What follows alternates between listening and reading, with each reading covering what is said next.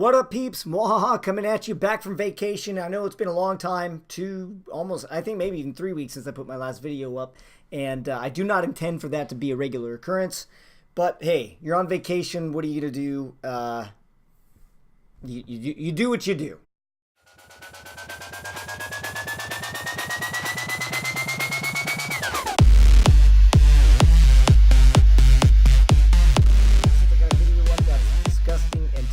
And I'm a horrible person for keeping you hanging that long. But for those of you that hung out and waited for me to come back and were asking about me in the comments section and asking Rems over on his YouTube and on his Twitch, thank you for staying true. I'm happy to be back. Super stoked to be bringing videos to you guys again. Just shot a couple of videos of Pokemon Go. I'm going to have those ones up here pretty soon. And but before I get into that, I want to say that I'm pretty freaking stoked right now about Clash Royale. I just took first in a tournament, and let me bring this over to the tournament page. There you go. First place, that's your boy, by 1 point. Actually, the gap was pretty good before that. David was winning a match. I went into that match and watched him play the guy he was playing. I don't remember who he was playing. Trying to throw confetti for the other guy to keep him motivated to go strong and demoralize David, but he still won, and when he won, I was like, oh man, I probably just lost first. Switched back over, and I won it by 1 point. So I did actually play David once, and I beat him. So it's a deserved spot. It's not just kind of luck of the loss or luck of the points or whatever. But anyway, played in this tournament. I think I lost two battles, maybe three. But I want to show you guys the two decks that I used to make this win. And so the first one we're going to go into, before we get into that, we're going to get into this one first. This is one of the biggest decks being used right now in tournaments. Now, Rems Gaming, who has a YouTube channel and is also on Twitch, just like I am, we put together a 12 hours worth of stream. And I think it came out to like 11 hours. We went back-to-back tournaments all night long last Friday night. It started at 9 p.m. Pacific, 12 o'clock Eastern, and we got done at about 11 o'clock Eastern. And we just went tournaments back to back. So he did a drawing, a giveaway thing, and then I did a first tournament, then he did a tournament, then I did a tournament, then he did a tournament. We just kept on going back and forth. If you guys missed that, highly suggest that you go over to my Twitch channel and subscribe or follow so that you get notifications when we go live and we do that. And also on my Twitter.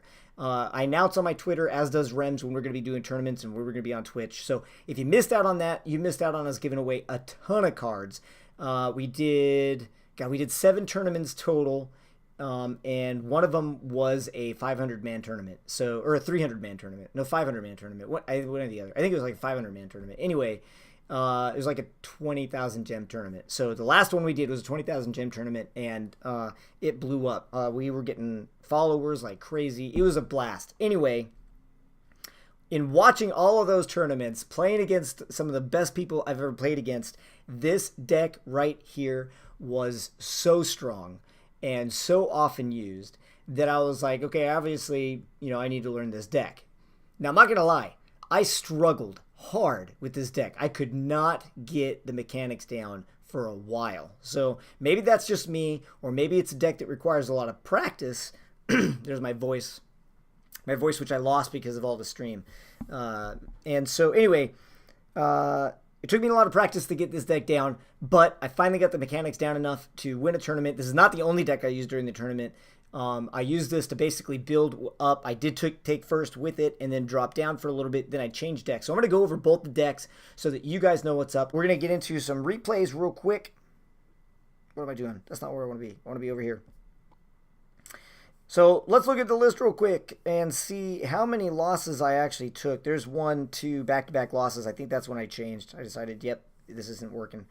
There's 2 losses. I think I had one more. 3 losses. 3 losses total for this tournament. And let's see that. And was this? Nope, that's not tournament. That's not tournament. Oh yeah, okay. So that was against one of my clanmates there, Joe to me. Just trying to warm up before the tournament started. The dude waited the full 15 minutes to launch the tournament, which is freaking rude because it hit 100 in like 2 seconds. But whatever. Anyway, so you can see right there, first match, 3-0, and we're going to go ahead and get right into this one, see what happened, and we're going to kind of talk about this deck a little bit. I don't know about you guys, but that's a little bit loud. Anyway, so you can see first cards I'm going to bring out is going to be my Musketeer because the Musketeer's strong, but it doesn't commit me to one way or the other. I like to get that.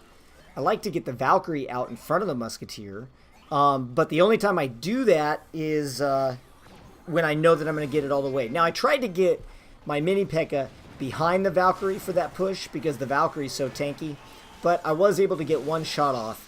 One zap off in order to get that Mini P.E.K.K.A. to the tower. So Mini P.E.K.K.A. does some work on the tower there. I got to drop the miner behind the Sparky here to try to distract. Still not enough to really stop the Sparky. I dropped the guards there in front, but the Sparky doesn't focus, and I got to say, wow.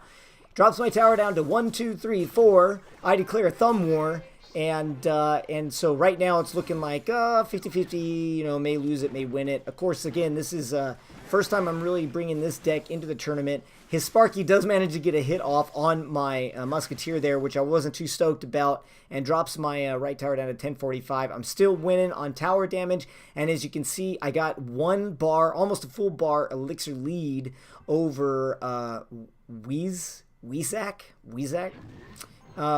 from Royal Rage UK. Alright, so now I'm going to start my push, my slow push, with my Giant. Best way to make this deck work, not including the Sparky there, is to get the Giant out in front. Right behind the Giant, get your Valkyrie for crowd control. And probably about 4 or 5 tiles behind that, you're going to put your Musketeer down. That is your optimal push with that, okay? You can see there I was able to counter Sparky with a Zap and Miner. So a couple of really good options. If you're playing against Sparky, that's what I have the guards in here for. The main thing I have the guards in here for is for Sparky. Zap also to take care of Sparky.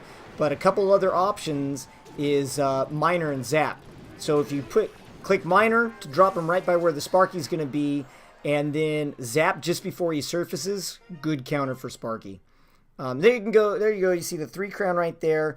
One of the things I want to say about tournaments, especially as we've been running so many of them, if you really want to take a win in a tournament, you got to play fast decks. Fast decks are usually high risk, high reward. You're looking at your Giant 3 Musketeer, your Giant or Royal Giant and Sparky, but basically anything that is going to crush your opponent quickly so that you can get back into the matches and do another match before you spend too long in a single match. Now, there were a couple of matches that my opponent was definitely done, but they just tried to drag it out for as long as possible. So frustrating because you know that now you're going to be behind the faster decks. If you got a slow chip deck, then chances are you're going to have a very difficult time taking first. You'll do good. You'll probably do good if you can counter effectively, but it's going to take you a lot longer to finish matches than it would for somebody who's playing fast decks. So you don't want to spend 6 minutes in a match. With tournament rules, you got 3-minute regular time, 3-minute overtime. You don't want to spend 6 minutes in a match if you can avoid it at all possible.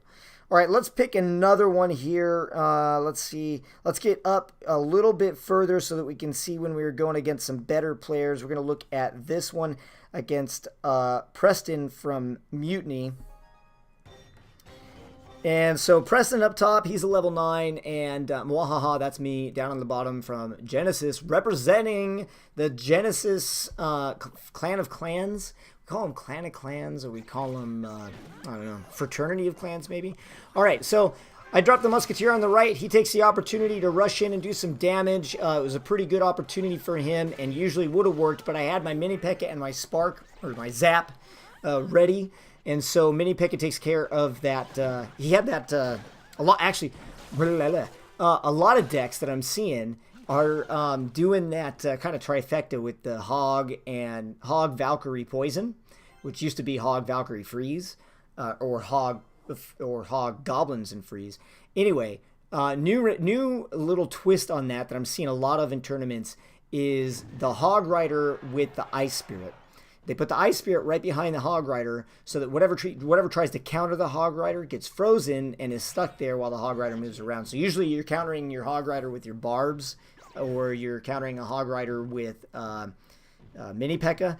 And so just like you just saw, I was able to get the Zap in there at the same time because I saw that Ice Spirit coming in. Zapped all 3. Got real lucky with the timing on that. See, there you go again. Ice Spirit behind. But the Ice Spirit's going to focus my Mini P.E.K.K.A. and so I can get the guards to do a little bit of work on that hog before it's too late. Guards becoming very versatile. A lot of uses. Obviously, one of the best cards for counter Sparky since they've got that shield. Also good against, pretty dang good against Knights. Even with their charge. That charge isn't going to kill any of them. So if you have an opponent that's playing Prince. If your opponent's playing a Prince and that Prince has got his charge built before you can put anything down, try to counter with guards because that first hit isn't going to kill anybody. So there, all I needed was to get that tower down to where it was about ready to fall. And so I do that with my miner, but I put my miner on the inside to pull to distract the tower on the left at the same time so I can get that giant in a little bit closer. He does manage to get the hog there because I'm low on elixir. Now we're going, luckily the Prince did not get to build up his charge. Got a big push on my left hand side, but I got the Valkyrie down right in between where those minions were and that wizard was, so that she could destroy the wizard and pull some of those minions. Here, he's pretty much going to take the tower, I think. Nope, barely got that counter done in time. The Zap is going to save my butt again.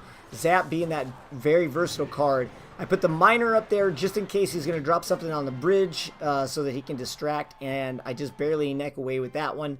But you can see I'm winning at 3 minutes. I'm not trying to take this thing into overtime, and when I see the opportunity, I'll go for the 3 crown just to wrap it up quickly.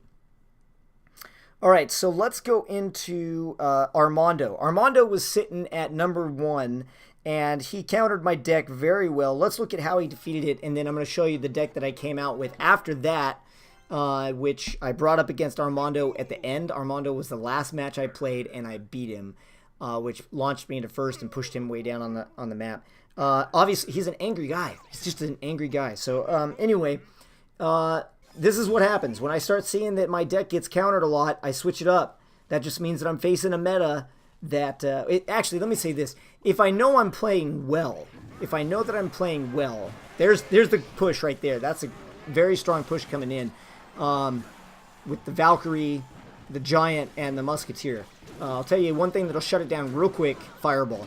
Fireball and Zap even worse. But anyway, see, I get a lot of damage done here on his right-hand tower. So anyway, I'll change up my deck depending on what's happening with the meta. If I see my current deck getting canceled a lot, see right here, I put down my Musketeer hoping to pull that Valkyrie. The Valkyrie did not pull because she got the skeletons on both sides, and that one cost me quite a bit of damage. I ended up having to drop the Valkyrie down to take care of that, which meant I could not build a very good counter push. And he got that bomber tower down that is just going to do work on my Valkyrie. And then the mini P.E.K.K.A. there. I zapped the tower expecting that I was going to be able to get my Musketeer to get a couple of shots on. It was actually a big mistake. And there again, I dropped my guards down too late, not accounting for that 1 second server delay. And that one cost me big time too. So all in all, making some pretty big mistakes against Armando. And once you've got the mechanics down on this deck, it's usually the mistakes that'll cost you. It's not. There are a couple of decks out there that are very significant counters. This was actually a pretty good counter deck with that bomber tower. But I'll show you the deck that I came back with after this. Anyway, so if you're playing really strong, you know that you're playing well, but your deck's getting countered a lot, change it up. Before you go and even try to get into a tournament, make sure that you've got 2 at least, preferably 3 different decks that you know are good for tournaments, and get those up and ready to go before the tournament starts so that you can start rocking it. You can see here, I basically have to sacrifice my mini P.E.K.K.A. to shut down that P.E.K.K.A. Doesn't work because he zaps. So then I'm going to have to get the Giant into push, and this is where I lose my right tower, and that's going to be a good game because I'm not going to be able to get it back. All right, coffee sip real quick because my mouth is getting dry.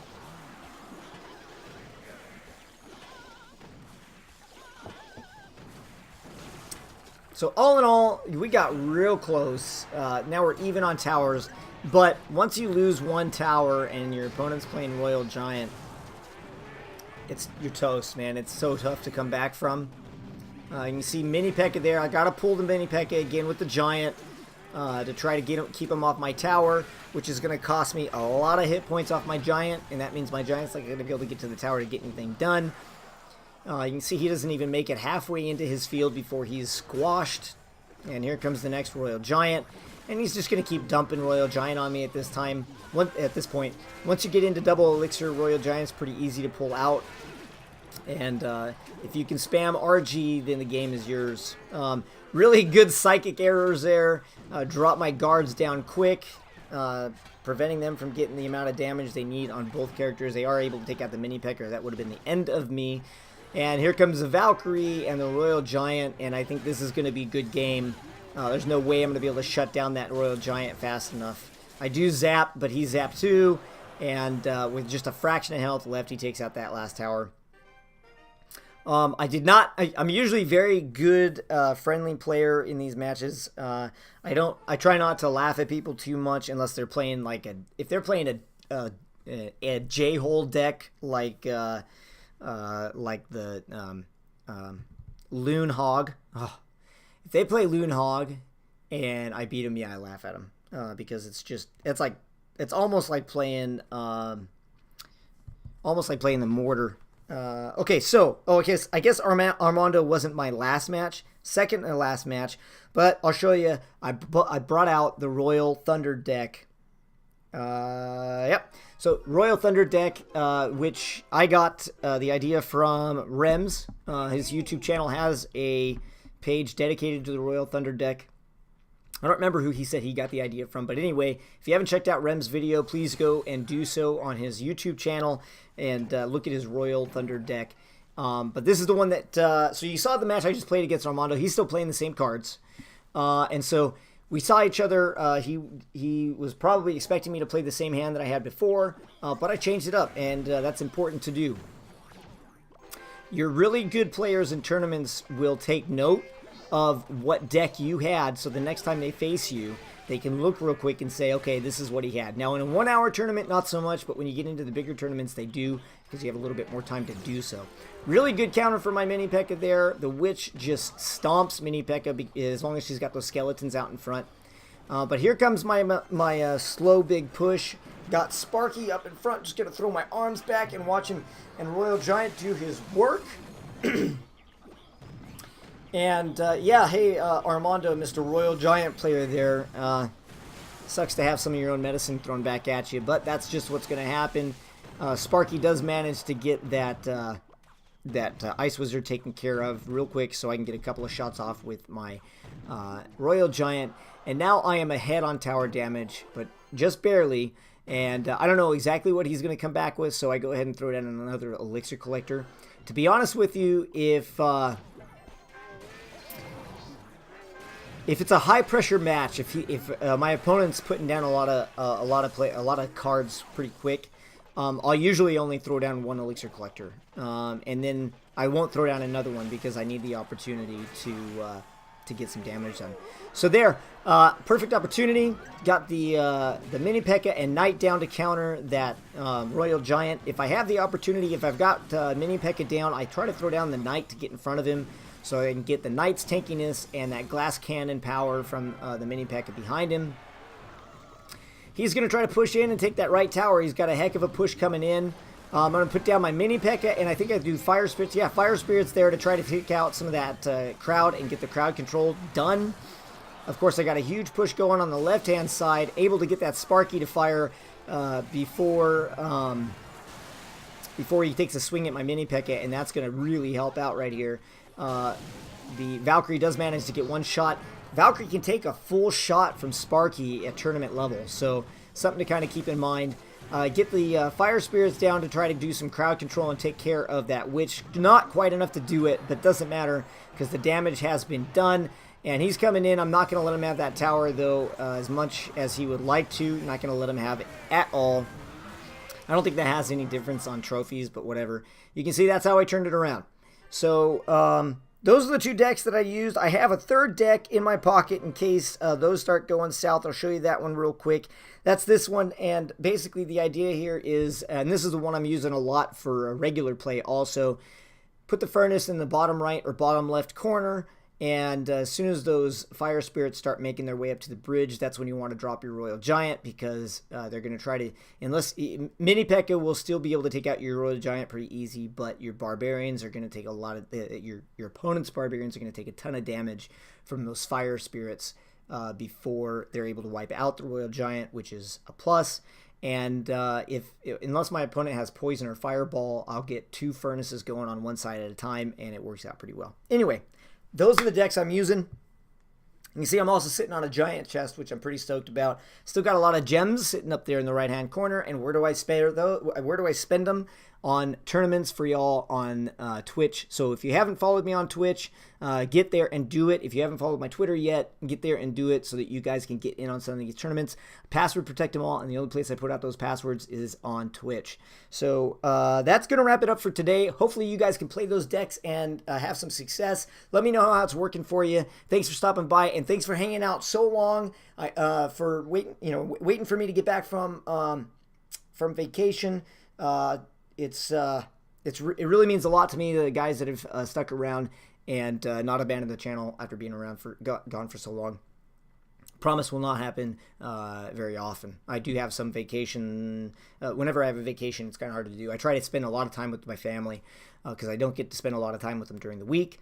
And so, yeah, there you go. Anyway, I'll see you guys in the next video. It's going to be a Pokemon Go video. It's going to be a good one. Tune in and see it. Thanks for hanging out. MuaHaHa out.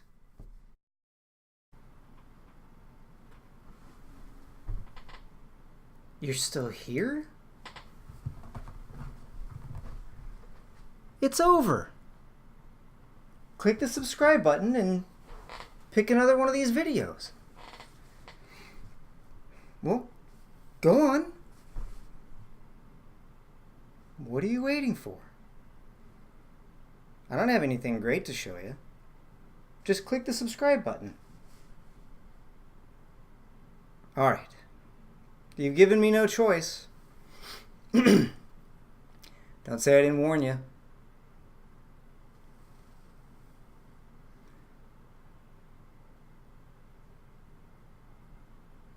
I could do this all day.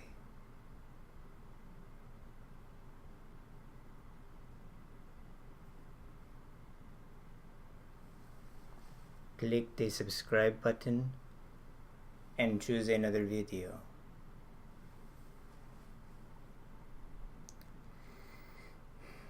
Whenever you're ready. Whenever you're ready. All right, well, it's been fun. I'm gonna go now.